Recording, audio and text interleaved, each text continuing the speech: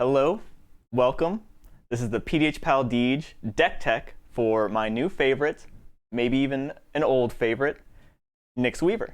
This is a commander in our PDH format. You might know PDH, you might not. You definitely know EDH, or Commander. This is a sub-format of that. You don't necessarily have to have legendary creatures here, but sometimes you can. You don't necessarily have to have enchantment creatures, but sometimes you can. But the distinction is we use uncommon creatures as other commanders, and then commons for the 99 cards. Here's my boy, Nyx Weaver. It's the first deck I ever made. I'm just now rebuilding it, 5 years later. The PDH pals were growing. There's popular demand. Guys, we need some deck techs. We loved it when PDH Pal Archon made his. 2 years ago, 3 years ago, we're back, all right? And you know I gotta take the limelight. We got higher production quality and my charisma, all right? All right. So here's the deck. It's pretty straightforward. So here's Nyx Weaver, 3 mana, 1 green, 1 black, and 1. Enchantment creature, remotely relevant. Reach, not that big a deal, but here's the kicker. At the beginning of your upkeep, put the top 2 cards of your library into your graveyard. So I'm just milling myself. That's a strategy. Before the original version, this second ability really stopped the deck. You say you pay 3 mana, 1 of each and 1, to exile Nyx Weaver to return any target card from your graveyard into your hand. So before, you would ramp, you'd have these cool cards in your graveyard, and you would eventually hit a wall where it's actually impossible to cast Nyx Weaver again. So I have a solution to that, and that was printed, what is that called? War of the Spark. Kaya's Ghost Form is perfect for this deck. It's an aura, which is actually a sub-theme of my deck. And she says, or this says, when you enchant the creature, if the creature would be sent to the graveyard or exiled, which, hey, no big deal, I'm exiling myself, you can return that creature into play. So that is a 2-card combo with my other little buddy here, Raphellos' Gift. Raphellos' Gift says reveal green cards in your hand, and you add enchantments from your graveyard equal to the number of green cards you revealed. So if I can load my graveyard full of enchantments and keep my hand with enough green cards to play Raphellos' Gift, I can return Kaya's Ghost Form back to my hand, recast on Nyx Weaver. Now I have this 5-mana little loop where I'm able to slowly build my hand with all the enchantments I've accumulated from my grave. So I'm using my graveyard as a toolbox to cast enchantments that do various things. We'll get into them now. So the first part of my deck is multiplicative mana. So we cast enchantments. All these are auras. What you do is you enchant a land, and you make the land tap for extra mana. No big deal. But in common, we have, what is it, 1, 2, 3, 4, 5, 6, 7, 8 that I'm running in this deck. There are a few more, but there's not too much of a difference. So these are the 2 that cost 1 mana. And the strategy here would be you'd put both of them onto 1 land, and now that land taps for 1 if you have them both, 2 extra mana, so 3 mana total. These are the ones that cost 1. They're the best ones. This is the only one that costs 2. It's the same thing. It's any mana of any color.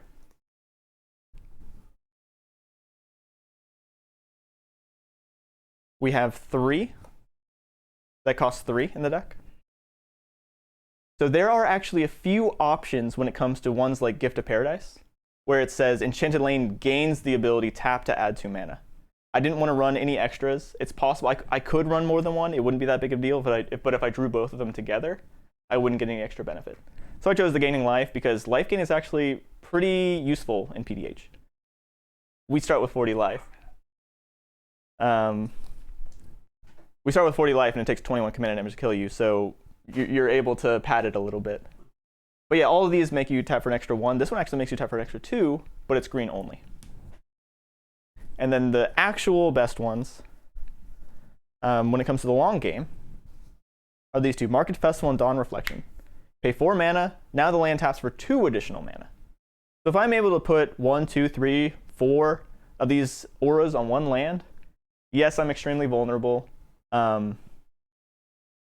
to land destruction.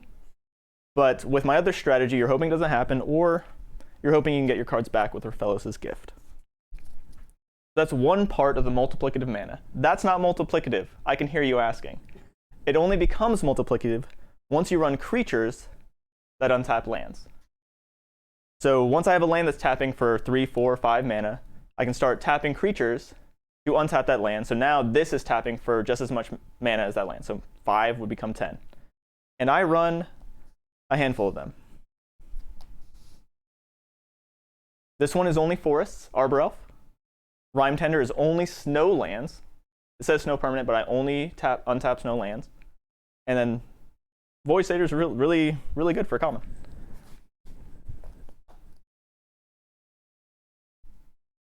Oh, not that one yet. These are the ones that cost 3 that just untap any land. The best one here is the 2/2. These two are exactly the same and the 2 worst ones. But in this version, we're happy to run as many as we can run. I might end up paring it down. We'll see. And then these are the fancy ones. Stone Cedar Hierophant and Crows and Restorer. The point is multiplicative. You know, you have a land stopping for extra. You're happy to untap it once more.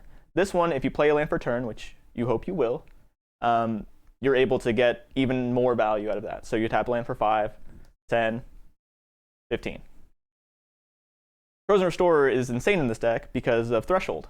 We can very easily hit Threshold, where we get 7 cards in our graveyard, and now Crows and Restorer gains the ability to untap up to 3 lands.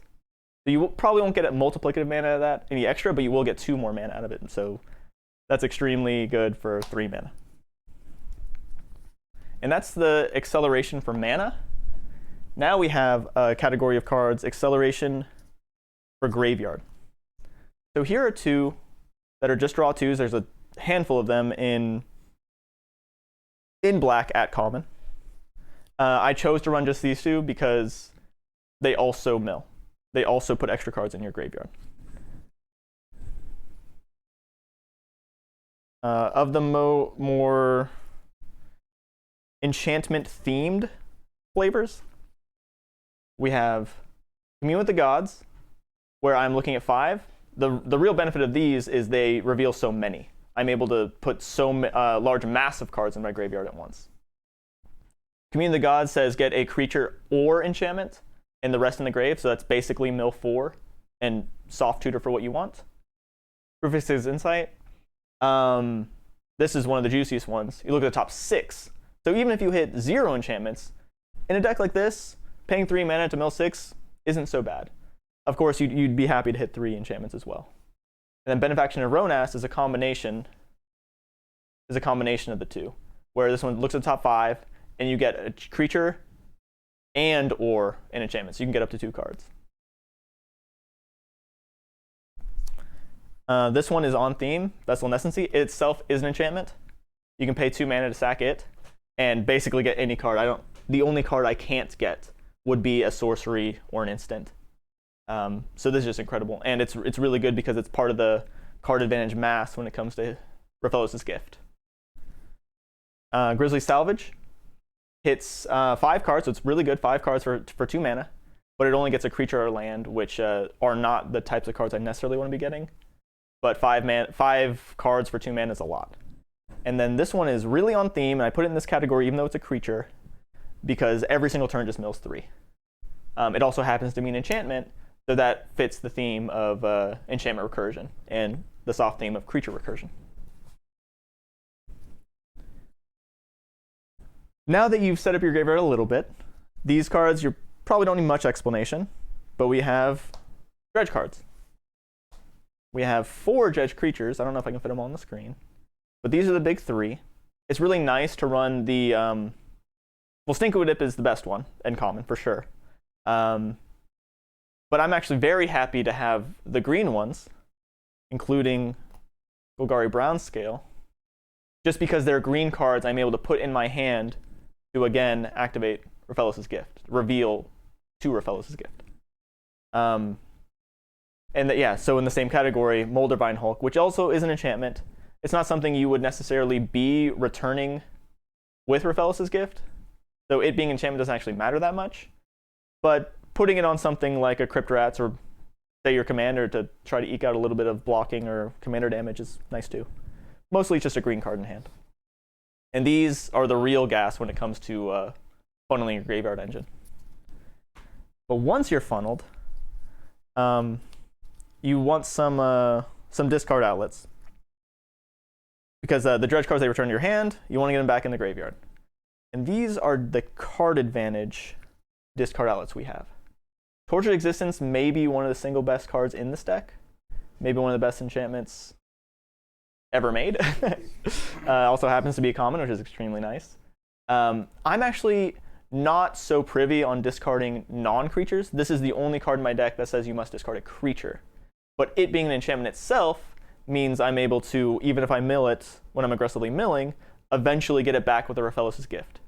And that's actually a really interesting benefit to having enchantment creatures. Like, where did I put it? Oh yeah, right over here. Like Mind Rack Harpy. It is both an enchantment and a creature. We actually run 3 of these. So although I like this for its effect, it is very good for funneling my graveyard. It is an enchantment. So I can return it with Raphaelos' Gift with Tortured Existence. And now I'm able to play a Tortured Existence, discard Mind Rack Harpy for a payoff card that I would want, that I have in my graveyard. And so Undertaker is a soft version of that, but is also capable of discarding non-creatures, which is extremely useful. If I have a card, one of my payoff cards from my grave is Groundskeeper. So for Groundskeeper, I would just be able to get a land back, discard to Undertaker, and get a creature out of that. So that's extremely useful. But yeah, most of the core function of the discard effects is to discard dredgers. And that's another reason why Greenseeker is so good. It's kind of similar to the Groundskeeper strategy, where you would discard a dredger and you search your deck for a land, a basic land, just to make sure you don't miss your land drop the turn you dredge. We have 2 cards that technically aren't discard, but with explosive mana turns, they're functionally the same thing, and you're happy to pay extra if that means you're also drawing cards and dredging more. So if I, say, get a dredger like Stinkweed Imp, I can dredge it to my hand, play it for 3, and then pay another 3 to sacrifice it to draw a card. It's slow, it's grindy, but that's actually permissible in EDH that you don't automatically lose on turn 3. And then we have an actual aggressive discard outlet, Scourge Familiar, which is a common. This printing isn't, where you're able to discard your dredgers for black mana on explosive turns where I'm doing something like a Crypt Rats or a Pestilence. So speaking of Crypt Rats and Pestilence, I put them in the category of board wipes. They don't look like board wipes, but in this format they definitely are. Gangrenous Omni technically counts. I do have a snow sub-theme, which is just for this card, Gangrenous Zombies, and Rime Tender, that untap snow lands. These are perhaps 2 of the most powerful cards in the entire format. You're able to funnel black mana and turn it into damage. And in this case, it's also creature destruction. Wipes the board. So eventually, you're getting extreme amounts of mana. In this deck, you don't really incrementally deal damage to everyone. You kind of just wait until you get a huge bomb turn. You just drop them, dump all your black mana, and just hope that kills someone. Or in the very least, resets the board. And then we have a few pieces of single target removal. This is the only one that's enchantment and creatures. Perhaps I should be running a little bit more, but the deck can always use tuning.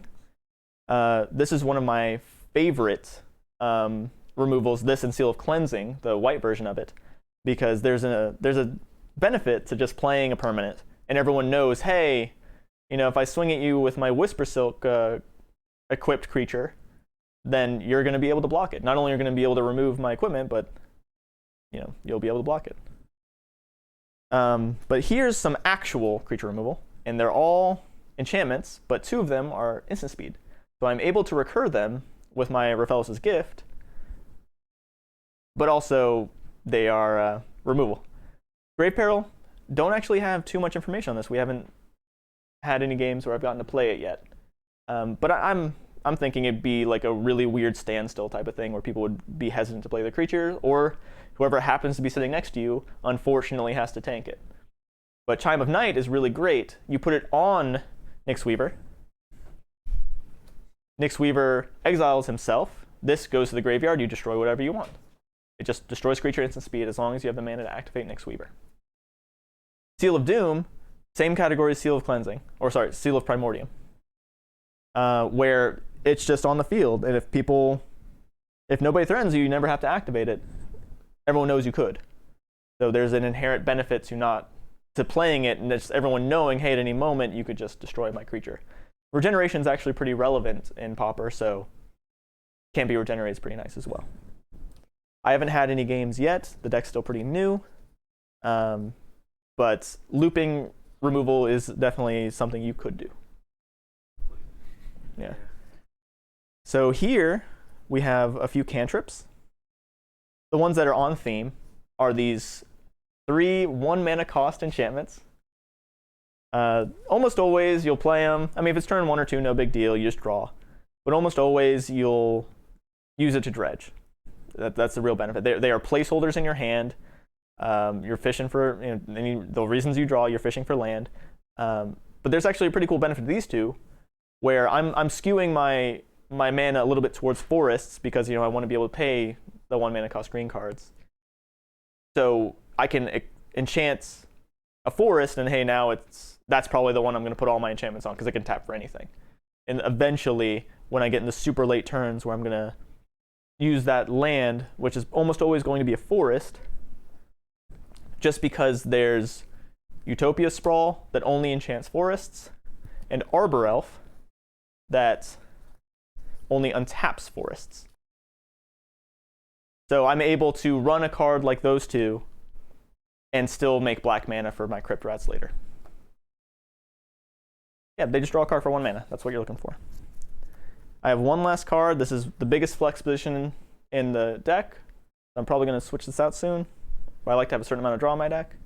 The go-to draw mechanic of the format, which is Monarch, this being the best Monarch card in the format. I could be running the green one as well. There's always little improvements you can make, little tweaks. Snake Umbra has huge explosive turns with Crypt Rats, where you're able to just draw a whole bunch of cards, maybe even attack with the Crypt Rats, and then hit everyone for 1 damage. The Crypt Rats itself wouldn't die because it gets +1/+1. Or you just put it on something and swing every turn, hoping to draw 1 extra card. No big deal. It is an enchantment, so you're able to recur it.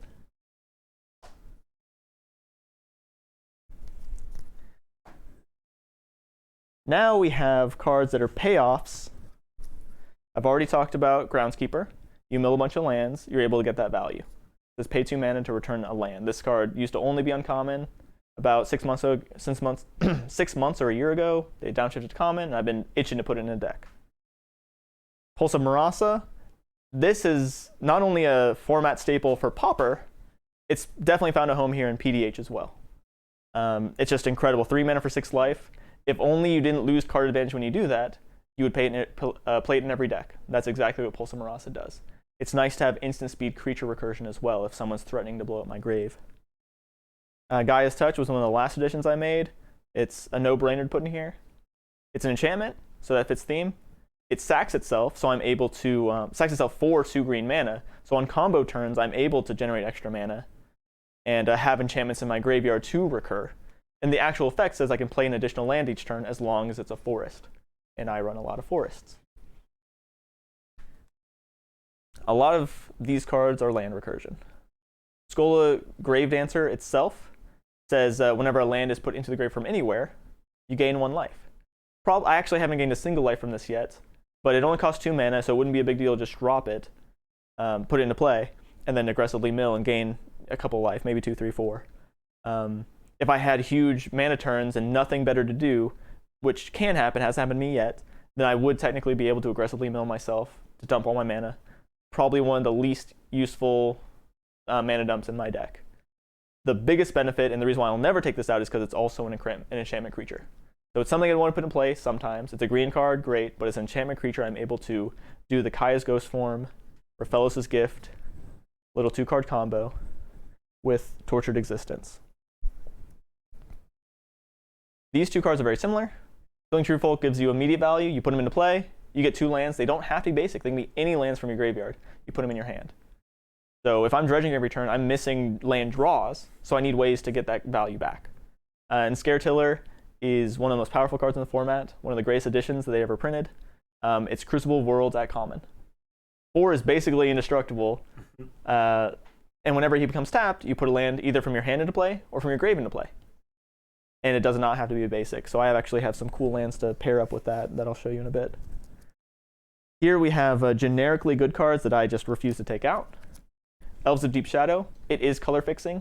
It is one of the 6 cards in my deck that allow me to cast my commander on turn 2. Casting my commander early doesn't actually matter that much, unless the milling is really, really slow. If I have a really slow mill hand, because then I'm only milling 2 cards extra during my upkeep with his first ability. And I don't really care about the taking the 1 damage. It's still mana acceleration, still good. Grey Merchant of Asphodel, the best win condition in the format, maybe. In the very least, you can soft play it just to heal. In the very worst, you're going to kill everyone in 1 turn. And a lot of the turns where I win games is with this card. Siphon Mind, I could have put it in the draw category, but it's just such a powerhouse bomb card. I wanted to talk about it by itself. Everyone's going to have cards in their hand. Sure, sometimes they don't, in which case you're feeling comfy anyway. But for there to be such a card advantage swing where you turn 1 card into -3 for your opponents and then +2 for yourself is just ridiculous. This is one of the best cards to recur if you don't have all your engines going with Nyx Weaver by itself, because you're just grinding. Spore Frog, it's a fog effect. Fog effects are good. This could be something else. I might double down into the creature because I'm able to dredge for a turn, discard it to cycle back for Spore Frog, and put it into play. So I'm able to recur it. There are better fogs in the format, but I just like the consistency of it. These are the enchantments. Even if you don't like enchantments, you run these in PDH. Broken Fall is broken. In this deck, it has some extra value. Of course, it's an enchantment. If you mill it, you're able to recur it. It's actually really nice. If you have Raphelos's Gift and it's in play, you're able to return it to your hand. You get extra green cards in your hand, so you're able to get extra value out of Raphelos's Gift. Spider Silk Armor. I tried to not put it in. I felt dirty. Creatures you control get reach. Oh, my commander already has reach. No big deal. But giving all creatures 1 butt, +1 toughness, just protects you from all the little effects that deal 1 damage to everything that float around in common level. I probably need to lean a little bit farther into effects that protect my 1 butt mana dorks. Dimir Houseguard, in most decks, is usually just a transmute for Pestilence, and it can be used for that here. But as of late, and honestly in many situations, you just play it to use it as a sack outlet. So it's just perfect for the deck. There's not much more. It can also search, so it searches for either Pestilence, right, Pestilence, Siphon Mind, and in this deck, in a lot of situations, it would actually be correct to get a mana doubling enchantment, or part of the mana doubling combo, either Dawn's Reflection or Market Festival. So the fact that all these cards are the types of cards you're wanting for different situations, or just playing him himself, he's perfect for the deck.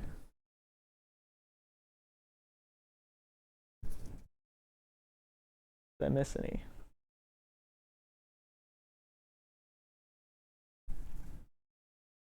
I think I got it all. So now we have the lands. Not too much fancy going on here. There are probably some changes I can make. In lands, I usually don't give much thought to. I just kind of slowly build it as I playtest a little bit. But these 2 lands, the ones that come into play with 2 counters, they're actually really great for this deck if you have it in turn 1 on your opening hand. In your opening hand, because you're able to play a tap turn 1 and then turn 2 play your commander. Part of it stacking itself doesn't actually matter that much. The most recent game I played, I was able to just keep on putting into play from my grave one of these lands. So I was getting a lot of great value from it with Scaretiller. So yeah, I mean, you don't really mind having minus mana. You kind of just want the big burst. A lot of decks are starting to adopt these. Bojuka Bog, Grave Bomb. Incredibly good. I probably should run more. The format is dictated by Grave Bombs. Decks like this are the reason why. It's just too good not to run. I really love bounce lands. In this deck, it's particularly good because it kind of counts as mana acceleration. If you already have a creature that untaps a land, as long as it can hit the Golgari Rot Farm, then you're getting that multiplicative mana. This taps for 2, and then you untap it, it taps for 4. That's just a really great place to start. Command Tower, it is a common. You do play it as long as you aren't playing monocolor. And maybe even then there's some arguments where you do. Then all my lands are snow. Actually, I haven't counted, but I just run slightly more snow forests than I do snow swamps. I run 35 lands total. 35. Yeah, I usually run 38, but with dredging, it's been okay. Because missing land drops actually isn't that bad. Yeah, I mean, I think I covered most of it. There are some flex spots. One of the cards I would love to run is Whiteout. It's a really weird old ghetto card. It just says sack a land. A snow land. Sack a snow land to put a green instant from your grave in your hand. That card itself. Yeah. And all it says is all creatures lose flying. But it's a green card in hand. So I'm able, on combo turns, I would be able to discard it with my discard outlets to generate mana. Or it would just be a green card in hand for Raphaelos' Gift. There's a little bit of tweaking to do. I'm pretty happy with this version so far. The first version was super old. Yep. Really aggressively filled the graveyard. Had a whole bunch of really weird payoffs that didn't actually make much sense. I ended up just never being able to cast my commander again and just sitting there useless. Yeah. Did not have Kaya's Ghost Form. That was the biggest thing. I think that is just about everything. I'm so glad you guys tuned in. I love deck techs. I'm glad we're doing it again. I will not shut up about certain decks. You guys are ready? One day, I'm going to make the next. You know exactly what commander it's going to be. It's going to be my beloved mono white, not mono artifact, Auriok Salvagers. No! See you later. No!